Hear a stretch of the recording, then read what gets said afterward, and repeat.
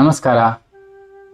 ತುಂಬ ಜನ ನಾವು ಹೇಳೋದು ಕೇಳ್ತಾ ಇರ್ತೀವಿ, ದೃಷ್ಟಿ ಆಗಿದೆ ನಮ್ಮ ಮನೆಗೆ, ಯಾವುದೋ ಒಂದು ಕಣ್ಣು ಬಿದ್ದಿದೆ ಅಂತ. ಇದಕ್ಕೊಂದು ಸಿಂಪಲ್ ರೆಮಿಡಿ ತಂದಿದ್ದೀನಿ ಇವತ್ತು. ಇದನ್ನು ಮನೇಲೇ ಈಸಿಯಾಗಿ ನಾವೇ ಮಾಡ್ಕೊಬೋದು, ಜಾಸ್ತಿ ಹಣನೂ ಖರ್ಚಾಗೋದಿಲ್ಲ.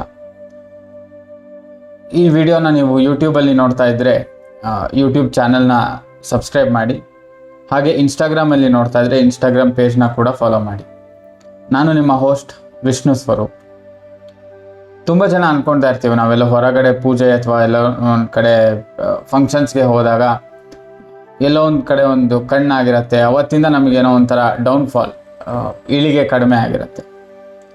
ಇದಕ್ಕೊಂದು ಸಿಂಪಲ್ ಪರಿಹಾರ ಅಂತಂದರೆ, ಸ್ವಲ್ಪ ಕರ್ಪೂರ ತಗೊಳ್ಳಿ, ಹಾಗೆ ಸ್ವಲ್ಪ ಕಾಳುಮೆಣಸು ತಗೊಳ್ಳಿ, ಒಂದು ಹಣತೆ ಥರ ಮಣ್ಣಿನ ಹಣತೆ ತಗೊಳ್ಳಿ.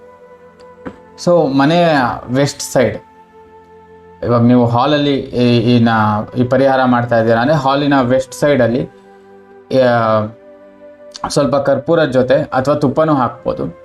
ಕರ್ಪೂರ, ತುಪ್ಪ ಮತ್ತು ಕಾಳುಮೆಣಸು ಇಷ್ಟನ್ನು ನೀವು ಆ ಮಣ್ಣಿನ ಮಡಿಕೆಯಲ್ಲಿ ಹಾಕಿ ಸುಡಬೇಕು. ಇದು ಕಂಪ್ಲೀಟಾಗಿ ಸುಟ್ಟು ಬೂದಿ ಆಗಲಿ, ಆಯಿತಾ?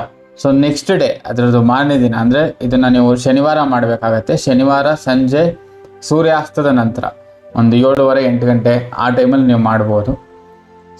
ಇದೆಲ್ಲ ಕಂಪ್ಲೀಟ್ ಬರ್ನ್ ಆದ ನಂತರ ಮರುದಿನ ಅಂದರೆ ಸಂಡೇ ನೀವು ಅದನ್ನು ಆ ಬೂದಿ ಏನಿರುತ್ತಲ್ವ ಅದನ್ನು ಮನೆಯಿಂದ ಆಚೆ ತೊಗೊಂಡೋಗಿ ನೀವು ಅದನ್ನು ಬಿಸಾಕ್ಬಿಡಿ.